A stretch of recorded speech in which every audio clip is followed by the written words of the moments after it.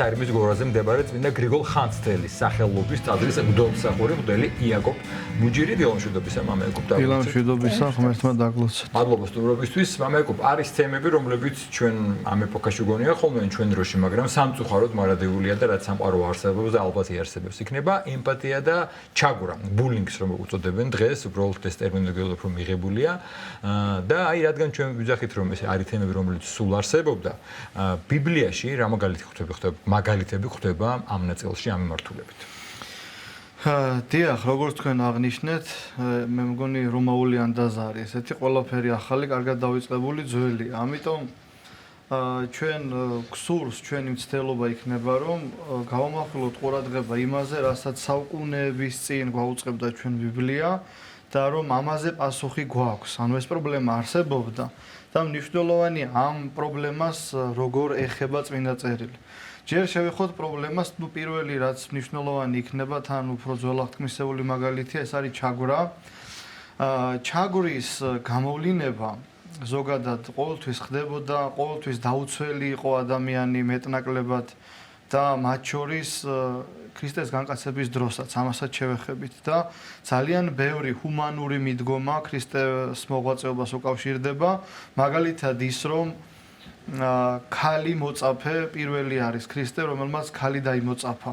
ქალი მოწაფეთა შორის იყო ძალიან ცუდი ტონი, მხოლოდ მამაკაცი უნდა ყოფილიყო, აქცენტირება ბავშვებზე და უამრავი ქადაგება, რომელიც ქრისტემ მიუძღვნა ბავშვებს, იყო ასევე ძალიან დიდი სიახლე და აქედან გამომდინარე ამის გათვალისწინებით ყოველთვის იყო ეს პრობლემა და განსაკუთრებით ძველაღთქმაში. რაც შეეხება ჩაგვრას, ჩაგვრასთან დაკავშირებით უნდა ვთქვათ, რომ შესაძლოა ბავშვი დაჩაგრულიყო საკუთარ სახლში დედმამიშვილებისგანაც და ძალიან ცნობილი და დიდი ადამიანები განიცდიან ამ ჩაგვრას.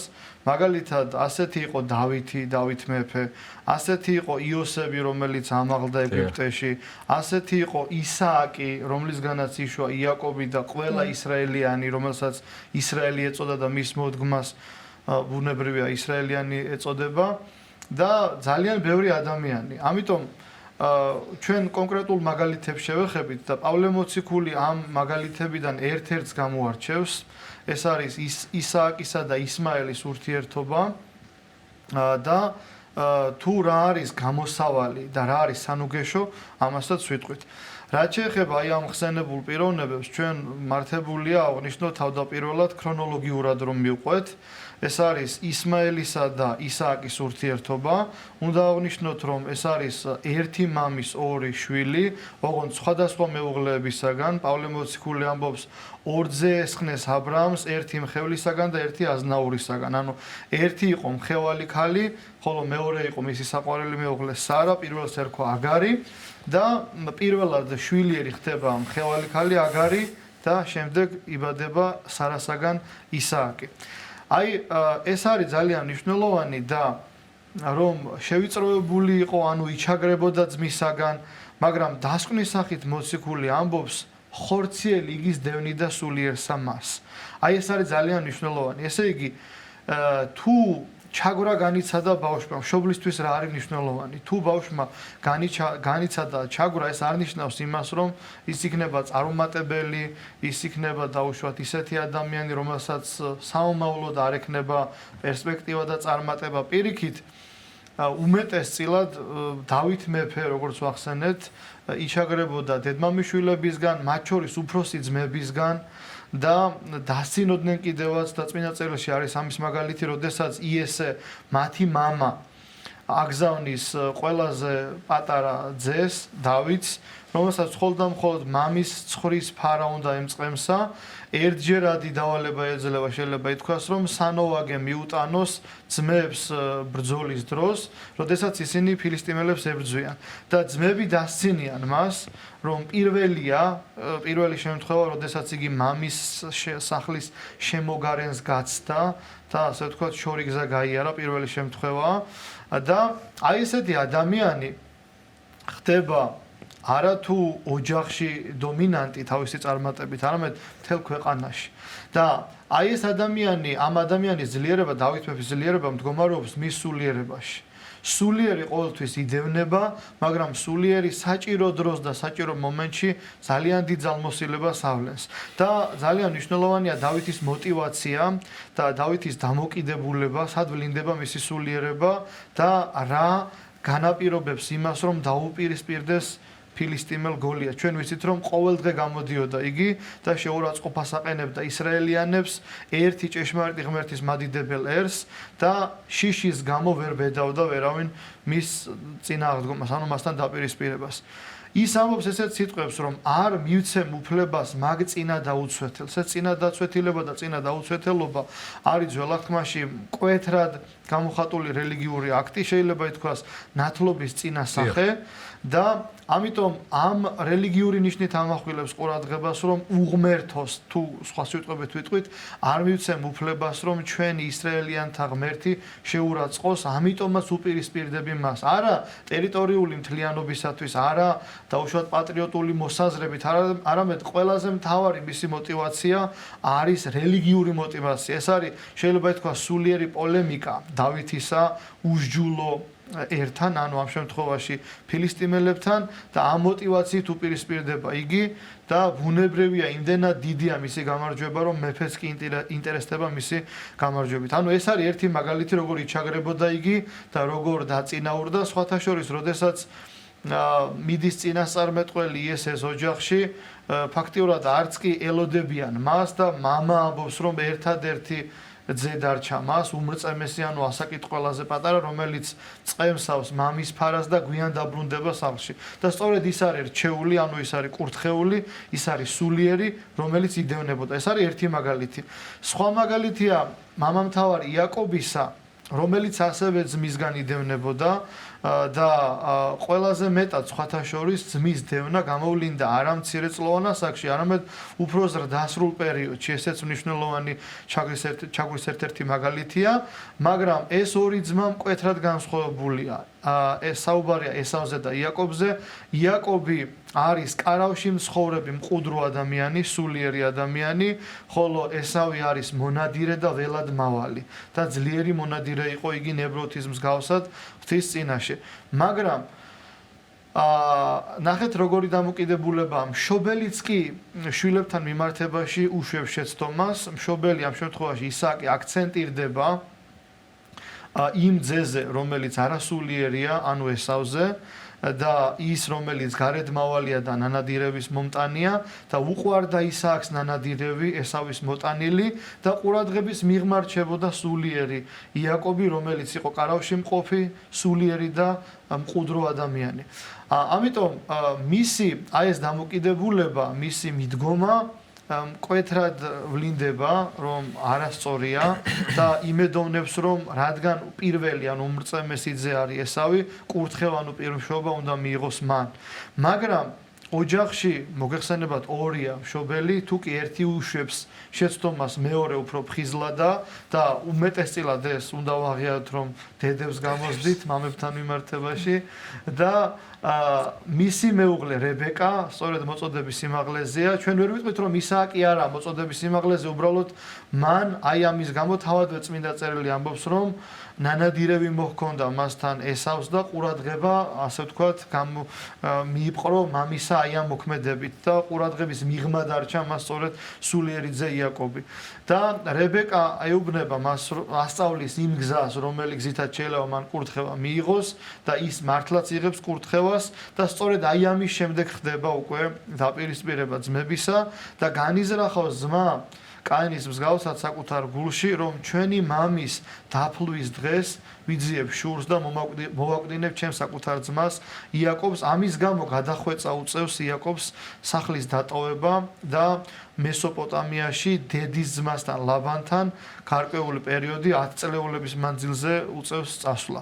ეს არის მეორე მაგალითი და მესამე, რომელიც უკვე ჩვენ ვახსენეთ, ეს არის ხსენებული მაგალითი და თავარი რაც იყო თქვით რომ პავლე მოციქული სანუგეშოდ ამბობს რომ ხორციელი იგიზდევნი და სულიერ სამას ესე იგი ადამიანი შესაძლოა იყოს ჩაგრული, დევნული, მაგრამ ეს არ ნიშნავს მის წარუმატებლობას, პირიქით ამ ადამიანში უფრო მეტი ნიჭი, უფრო მეტი ტალანტი არის, ასე ვთქვათ, დაფლული, რომელიც თავის დროზე გამოიღებს ნაყოფს.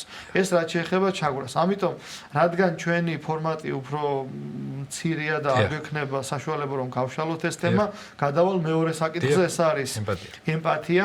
ემპათიის მაგალითები უკვე გვხვდება ჩვენ და ასევე ჩაგვრის მაგალითების და თანაგანოცდელობის ახალ აღთქმაში, მაგრამ მე მინდა ყურადღება გავამახვილო უშუალოდ ქრისტეს მაგალითებზე. სახარებაში არის დაუწყები ესეთი ამბავი, რომ ქვრივს გარდაეცვალა მხოლოდ ჩობილიძე, ეს ნიშნავს იმას, რომ ქმარი უკვე გარდაცვლილი ყავდა და ერთადერთი, როგორც სიტყვიან, დედის ერთად ძე გარდაეცვალა მას და მახარებელი ამბობს, მიხედა მას იესო და შეეწყალა იგი. ანუ ქრისტე თავადვე გვაძლევს ჩვენ ამას ძველ ქართულად ეწოდებოდა თანაგანცდა და თანალმობა. ნუ თანამედროვე სინამდვილეში ემპათია ქვია, მაგრამ ერთი და იგივე ქართული ენა გადასარევად გამოხატავს აი პირდაპირ შინაარს. მაგრამ ერთი და იგივეზე ვსაუბრობთ ჩვენ, როდესაც ვსაუბრობთ ემპათიაზე, თანალმობაზე და თანაგანცდაზე, რადგან ჩვენ დაშორებული ვართ ძველ ქართული ენის და სიტყვის სიღრმეს და თავისებურებას და არ ვართ ყველანი ფილოლოგები, ამიტომ ვიყენებთ ამ ტერმინს ემპათიას, რომელიც უდრის იგივეს. ამიტომ ამის მაგალითები და სხვათა შორის ძალიან ბევრი ადამიანი, მათ შორის ეკლესიურიც კი ვერ აფიქსირებს იმას, რომ უპირველეს ყოვლისა ქრისტესგან გვაქვს ეს მაგალითები ჩვენ, მიხედა მას და შეეწყალა იგი. ეს არის პირდაპირი მაგალითი იმისა, რომ თანა განცდა ქონდა ქრისტეს მათი ამ ქალბატონის და ამის კვალობაზე განკურნა და უბრალოდ აღადგინა მკვდრეთით მისი ძე. სხვა მაგალითია ყველასათვის ცნობილი ლაზარეს გარდაცვალება, როდესაც ქრისტე ცრემლოოდა, ანუ თავადვე იტირა მართასთან და მარიამთან ერთად თავისი მეგობარი ლაზარე და ძალიან ბევრი მაგალითი არის სახარებაში ამასთან დაკავშირებით, მაგრამ სამწუხაროდ არასულიერი დამოკიდებულება ადამიანს ხელს უშლის თანაგანცდაში, ანუ ემპათიაში.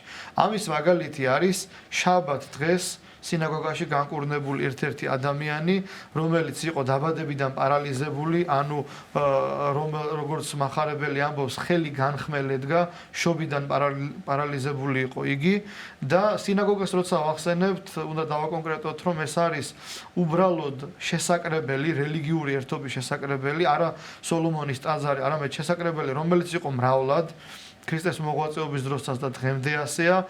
შეიძლება ეს ყოფილიყო კაპერნაუმში, შეიძლება ყოფილიყო ნაზარეთში, შეიძლება ყოფილიყო ნაინში ან სხვა რომელიმე გეოგრაფიულ ადგილმდებარეობასთან ყოფილიყო დაკავშირებული ეს რელიგიური შესაკრებელი. აი ასეთ შესაკრებელში სწორედ შაბათ დღეს, ანუ რელიგიური წმიდათა წმიდა იყო ძველი აღთქმისათვის.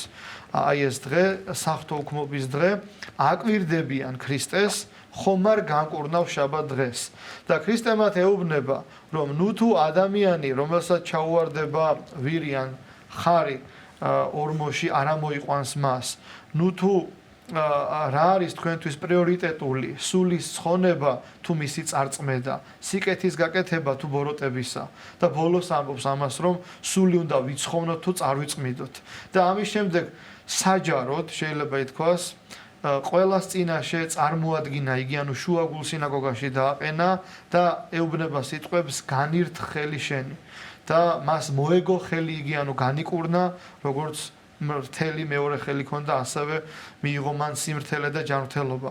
და ეს არის ძალიან მნიშვნელოვანი, რომ ის ადამიანები სჯულის დარღვევად მიიჩნევენ ამას, იმიტომ რომ მათ არ აქვთ თანაგანცდა, არ აქვთ ემპათია და აი ეს როგორც უკვე ვახსენეთ, ნაკლები სულიერება და აქცენტირება გარეგნულ მოწესეობაზე, სჯულის აღსრულებაზე, ადამიანში სიყვარულს, თანაგრძნობას და თანაგანცდას კლავს, შეიძლება ითქვას და გულს უსასტიკებს და არა თუ იმის მოლოდინი ქონდათ, რომ ნეტავ განკურნებულიყო, არამედ თუ განკურნებს, ჩვენ კიდევ ერთი мотиваცია გვექნება, რომ ქრისტეს დაუმძიმოთ ბრალი და შევასმინოთ, ანუ ასე ვთქვათ, დავასმინოთ იგი და ვთქვათ მისი დარღვევის შესახებ, რომელიც რელიგიურ დარღვევას უკავშირდებოდა. ამიტომ ძალიან ბევრი მაგალითი არსებობს წმინდა წერილში, რომელსაც ყურადღება ჭირდება, გააზრება ჭირდება და ასევე უამრავი ნაინელი ასულის განკურნება, იაიროსის ასისთავის განკურნება, ყველა ეს უკავშირდება ემპათიას, ანუ თანაგანცდას და სხვათა შორის ადამიანები, რომლებიც იყვნენ სულიერები და დამოწაფებულნი ქრისტეს, ან აპირებდნენ რომ დამოწაფებულიყვნენ, ქრისტესადმიც ჰქონდათ მათ ემპათია და ესეთი მაგალითია მოთხრობილი, რომ ქრისტეს უწევს ერთ-ერთ ადგილზე, გეოგრაფიულ ადგილმდებარეობაზე გადაადგილება, რომელიც ბუნებრივია ძალიან დიდ შრომას და ძალისხმევას უკავშირდება და ნუ დააშრობ მოძღვარს, ანუ ნუ დაღლი მას, უკვე გარდაცვლილია შენი შვილი, ამ სიტყვებს ეუბნებიან მას და ქრისტე მას ეუბნება, რომ ნუ გეშინია მხოლოდ და მხოლოდ გწამდეს და განიკურნება და აღდგება შენი შვილი და მას აქვს ძალიან დიდი რწმენა, პირველ რიგში ამბობს რომ წამს და მე ამბობს შეეწია ურწმუნოებასა ჩემსა, მაგრამ ვისაც უფრო დიდი რწმენა აქვს, ამბობს ესეთ სიტყვებს, სიტყვით ხოლო თქვ და განიკურნოს ასული იგი ჩემია. შენ მხოლოდ და მხოლოდ წარმოთქვის სიტყვები უფალო და ვიცი რომ შენ გაქვს ძალმოსილება და ძალიან დიდი შესაძლებლობა იმისა, რომ მკვეთრით აღადგინო. ამიტომ როგორც პავლე მოციქული ამბობს, ყოველივე რაიცა დაიწერა ჩვენ და სამოძრულად დაიწერა, რომ ნუგეშინის ცემა გვაქვს წიგნთაგან. ანუ ჩვენ ეს უნდა ვიცოდეთ, ამით უნდა ვიყოთ იმედით ახსავსენი და ნუგეშინის ცემულნი და ვიკვებებოდეთ უნდა აი ამ სწავლებით და ძლიერდებოდეთ. მამა ეკოპ, ჩვენ ცხადია, რადგან ჩვენს ეთერში ვსაუბრობთ, მოგვაქვს წმინდა წერილიდან მაგალითები, ერთგვარად ჩვენთვის სასარგებლო უნდა გამოვიტანოთ. პირველ ნაწილს რო დავუბრუნდეთ, ძველი აღთქმის ნაწილს ჩაგვრას. ყველა ის მაგალითი რამდენიმე რას თქვით, ხო, დავითი იოსები და სხვები, რომლებიც თავის აზრით დაჩაგრეს, გაწირეს, გაყიდეს და რას მიაღწიეს. არც ერთი მათგანი არ იწყებს შურისძიებას, თავის მართლებას, პასუხის გაცემას. აი ეს მომენტი, იმიტომ რომ ჩვენ რაღაცას რო ოდნავ მაინც ვიგრძნობთ ამას, ვიწყებთ თავის მართლებას და გვინდა რომ შეიძლება ორესი გავაკეთოთ. ეს ნაწილია საინტერესო ალბათ. ამ შემთხვევაში როგორ უნდა მივუდგეთ, რომ მაგალითი ავიღოთ მათგან და წმინდა წერილს ამიტომ მოვიხმობთ, ხო? ჩვენ იოსები ვახსენეთ და მადლობა რომ შემახსენეთ და მე დამავიწყდა იოსების მაგალითი. იოსებიც ასევე იყო ყველაზე პატარა ძმათა შორის გამორჩეული და ეს გამორჩეულობა ვლინდებოდა იმაში, რომ მამამ მას აჩუქა ორნამენტიანი ქიტონი. როგორც განმარტებაში ვკითხულობთ, ბიბლიაში წერია, რომ ჭრელი კვართი შემოსა მამამ მას და ეს არის ძალიან დიდი შურის საფუძველი ძმათა შორის და ძალიან ასე ვთქვათ, დიდი უსიყვარულობა გამოავლინეს მისდამ, იმიტომ რომ ჯერ ჭაში ჩააგდეს, უწყლო ჭა იყო სიმბოლო ჯოჯოხეთისა, იმიტომ რომ წყალი არის სიცოცხლის სიმბოლო და ჯურღმული, რომელშიც სიცოცხლე არ არის, ეს არის ჯოჯოხეთი, როგორც წმინდა კირილე ალექსანდრიელი განმარტავს თავის ცნობილ გლაფირებში და იგი ამოდის ამ უწყლო ჭიდან, ანუ უსიცოცხლო ჯურღმულიდან, ანუ ჯოჯოხეთიდან, რომლითაც წინასახი არის ქრისტესი და ერთ-ერთი ძმა რეუბენი გადაწყვეტს, რომ არ მოკლან მისი ძმა და ბედის ანაბარა გაუშვან, შეიძლება ითქვას, როგორც იტყვიან, ანუ გაყიდონ იგი და მიყიდონ ეგვიპტელ მენელსაცხებლეებს და ამით მოიშორონ ფიზიკურად და მართლაც ასე ხდება და ჯობდა რომ არ მოეკლათ, რა თქმა უნდა და ამ გზით მაინც შეენარჩუნებინა სიცოცხლე და ამის შემდეგ იგი მოხდება ეგვიპტეში, ბუნებრივია და ეგვიპტეში დაწინაურდება და ფაქტიურად არის ძალიან დიდი პიროვნება, მრჩეველი ფარაონისა, ფარაონის შემდეგ მეორე კაცი ეგვიპტეში, იმიტომ რომ ძალიან დიდ რეფორმას ეკონომიკურს გაატარებს იგი, გარდა იმისა, რომ ღვთისხელია მასთან და სიზმრებს განმარტავს იოსები, მას აქვს ძალიან დიდი გეგმარების უნარჩვევა და მან იცის ღვთისგან, რომ იქნება მოსავლიანი წლები და ასევე მოუსავლიანი წლები და მან ნახა სიზმარი, რომ ამოვიდა 10 ძროხა, რომელიც გამხდარი იყო ნილოსიდან და ასევე 10, რომელიც იყო ხორცსავსე და ეს იყო ამის ნიშანი, რომ მოსავალი იქნებოდა და არ იქნებოდა და მან ააშენა ბეღლები, სხვათა შორის ეს არის ძალიან მნიშვნელოვანი, იოსების ბეღლებით არის ეს ნაგებობები ცნობილი, მთელი ძლიერი ნაწილი ჯარისა დააყენა მცველად, რომ შიმშილის დროს არ ასე ვთქვათ დაზიანებულიყო ხალხის მხრიდან ეს ბეღლები და როდესაც იოსები გარდაიცვალა ეგვიპტურად იოსები არის იმჰოტეპი და მათი ტრადიციის თანახმად ღმერთების პანთეონში შევიდა იგი და ერთ-ერთი ღმერთი, ასე ვთქვათ, მათი გაგებით არის იმჰოტეპი, სწორედ ის ბიბლიური იოსები, რომელმაც შიმშილისგან იხსნა ისინი. და შიმშილისგან იხსნა არა მარტო ეგვიპტელები, არამედ მიმდებარე, ასე ვთქვათ, მეზობელი ქვეყნები, მათ შორის ისრაელიანები და აი ამ კრიზისის შიმშილის დროს უწევს ძმებს ჩასვლა მასთან. და იგი ცდილობს რომ ძმები შეაგონოს. ძმებმა არიციან რომ ეს მათი ძმა. გაახსენოს რომ ის არის მათი ძმა და რომ მას უსამართლოდ მოექცნენ ისინი და სხვათა შორის ისინი საბოლოოდ ამას აღიარებენ, ატირდება იოსებიც და შეინანებენ ისინიც და ეს არის ძალიან დიდი მაგალითი სულგრძელებისა, რაც თქვენ ახსენეთ და ძალიან დიდ მადლობას გიხდით ამ აქცენტირებისათვის, რომ შენდობაზე გავამახვილოთ ყურადღება და იმაზე, რომ არც ერთი ეს ადამიანი, რადგან იყო სულიერად ჩამოყალიბებული შინაგანი კულტურა და ძალიან დიდი მიტევების უნარი ჰქონდათ მათ. და ამით იყვნენ ისინი დიდები. ამიტომ ყველაზე დიდი მაგალითი არის სწორედ ეს, რომ მათ არ იძიეს შური, ჰქონდათ ამის შესაძლებლობა, ხელმწიფება, მაგრამ პირიქით მიტევების ძალიან დიდი მაგალითი დაგვიტოვა იაკობმაც, ისააკმაც და რა თქმა უნდა იოსებმაც და ყველა ასეთმა დიდმა ადამიანმა, მათ შორის დავით მეფე. დიახ. მამა იაკობ, როდესაც ვსაუბრობთ თანაგან ცდაზე, ალბათ უპირველესად გვახსენდება მოყვასის სიყვარული, ხო? მოყვასის სიყვარული, რომელიც თავისთავად გვასწავლის თუ როგორი უნდა იყოს მართლმადიდებელი ქრისტიანი ადამიანი. როგორ უნდა განავითაროს ადამიანმა თავის თავში ეს ემპათია და რაში გვეხმარება ჩვენ მოყვასის სიყვარული? ძალიან კარგი კითხვაა. ჩვენ მათ შორის სასულიერო პირებიც ვართ ჩვეულებრივი ადამიანები და რასაც ვხდელი აკეთებს შეიძლება ეს ერისკაცმაც გააკეთოს, იმიტომ რომ ჩვენ თუ ვიფიქრებთ რომ პრობლემას მოვისმენთ, პასუხს გავცემთ და პრობლემა მოგვარდება, სასულიერო პირებზე მაქვს საუბარი ჩემ თავზე, ჩვენ შეცდომას დავუშვებთ. პირველი რასაც ჩვენ ვაკეთებთ, ეს არის იმ ტკივილის მოსმენა. პირველ რიგში უნდა მოусმინოთ ადამიანს, რომელსაც ძალიან დიდი თერაპიული მნიშვნელობა აქვს და ამითაც შეიძლება მხოლოდ მოვისმინოთ მან გამოთქვას მისი ტკივილი და ამით დავეხმაროთ. მეორე არის გათავისება აი ამ ტკივილისა, რომელიც არის ინდივიდუალური და გულთან ახლოს მიტანა, საკუთარი თავის დაყენება მის ადგილზე.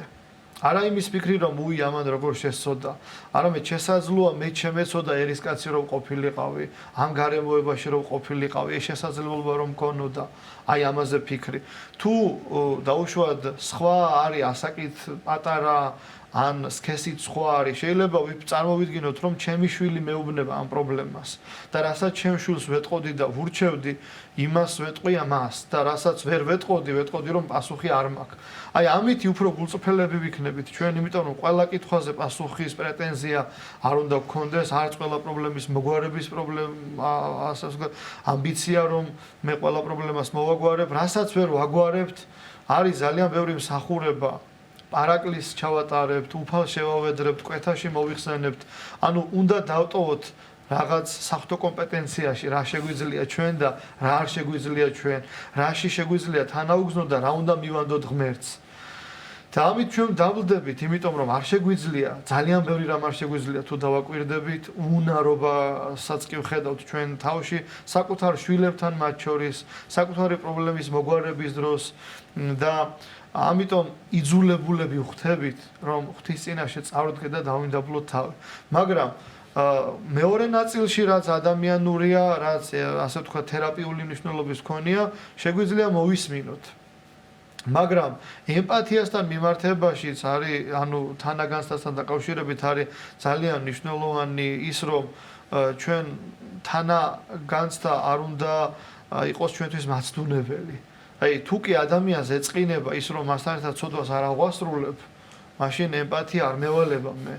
დაუშვათ თუ განსხვავებულს არ დავლევ მასთან ერთად ან რაღაც ისეთ ამაო აქტივობაში არ მივიღებ მონაწილეობას და როგორ ეხლა აქ არ უნდა იყო ჩემ გვერდით და ასე შემდეგ, როგორც არის ხოლმე ცნობილი წინადადებები ახლობელი ადამიანებისაგან და შესაძლოა ძალიან ახლობელი ადამიანისგან მოდიოდეს, მეგობრისგან, ნათესავისგან და ამიტომაც ამბობს პავლე მოციქული ჭირნი ნათესავთაგან, ჭირნი წარმართთაგან.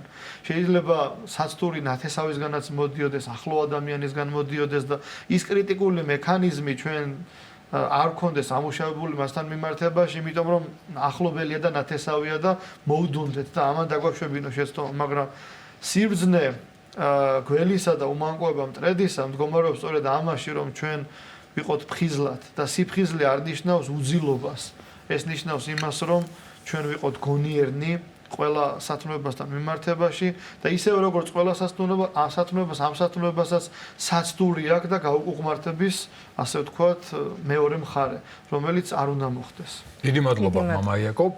საერთმეზე მდებარე წმინდა გრიგოლ ხანძთელის სახელობის ტაძრის გლოცახური მდელი იაკობ მუჭირი გვესაუბრებოდა.